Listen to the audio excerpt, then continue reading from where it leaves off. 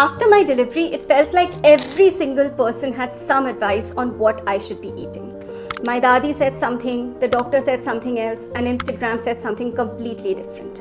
So there were supplements, gond ke laddus, some gharelu nuske, ajwain seeds, methi seeds, ginger laddus, and in the midst of all of this, there was me.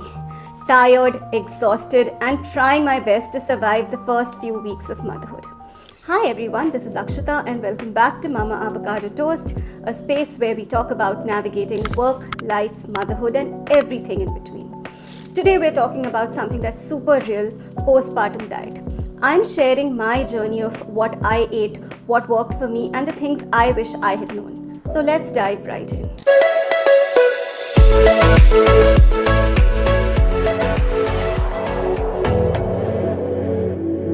So while we're on this topic of postpartum diet, I want to share a few tips I received from my pediatrician and my gynecologist, and I believe both of them really worked for me. My pediatrician advised me to include everything in my diet. So what she said is that while there are traditional myths around foods one should avoid, there isn't any scientific evidence that says that one should avoid this or include this in a postpartum diet. I'm saying this because traditionally in a lot of households it's believed that certain foods cause gas like rajma, chola, bread, that you shouldn't be eating these foods. But she said as long as you're eating everything in moderation, you should be fine. What she did advise me to completely avoid was ultra processed food, Chinese food from outside because it has MSG, and of course in general food that's too spicy or maybe food that has preservatives. And she did ask me to stick to fresh home cooked light food. The other thing my gynecologist advised me, which I also think was very useful advice, was that while postpartum is not a period of dieting because of course your newborn needs that nourishment from you, this is also not the time to go overboard. And if you think about it, this does happen a lot because you have dadis and nannies feeding us with all your ghee-laced laddus full of sugar. And while you shouldn't eliminate them completely, I think you should just stick to everything in moderation. Essentially, a postpartum diet is about finding the right mix that works for you, not just in terms of food, but also balancing your traditional desi foods with contemporary things that your doctors will advise you, like supplements. So for me, the golden rule I stuck to was foods that felt very easy and light on my digestive system, foods that helped milk supply, and essentially foods that felt like a warm hug. So foods that I included in my diet on a daily basis. The first thing was a concoction that my mother would make for me every 2 to 3 days. She would take jeera seeds, ajwain seeds, methi seeds and sauf and boil it in water, and then she would drain it and just give me the water and I would keep sipping it throughout the day. I would also have panjiri, which is a traditional North Indian sweet made of atta, dry fruits, ghee and sugar.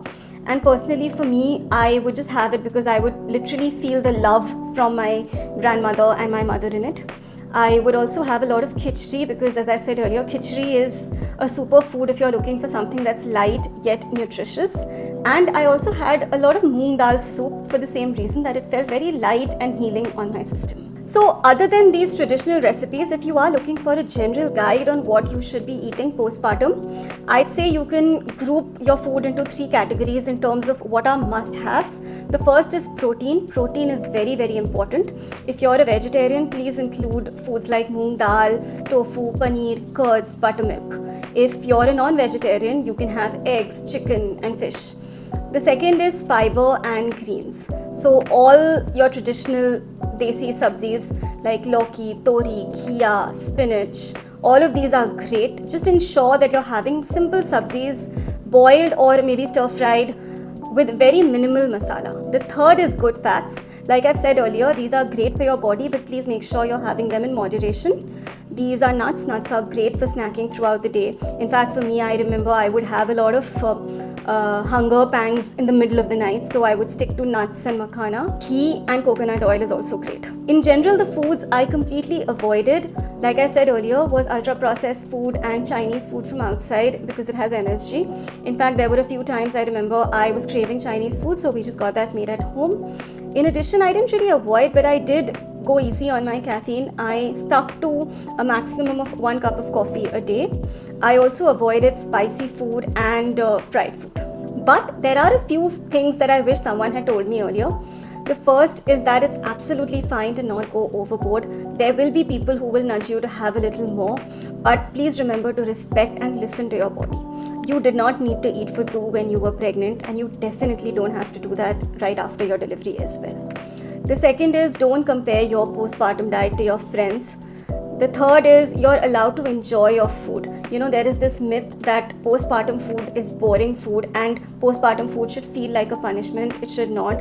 If there is anything that you don't particularly like, you don't have to include it in your diet. Or you can try a different preparation. So for example, in my case, I'm not particularly a huge fan of Loki, but I will have Loki if it's given to me in the form of a soup. So that's what I did.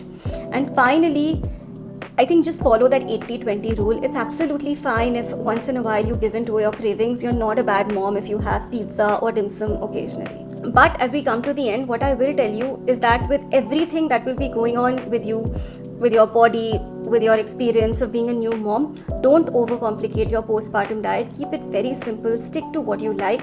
In the caption, I will also share a few places where I got a lot of inspiration on postpartum food recipes. I hope you found this video useful. If you did, don't forget to like, share and subscribe. Do let me know in the comments below what you'd like me to create my further videos on. Till then, keep glowing, keep growing. From the pump to the boardroom, I've got you covered.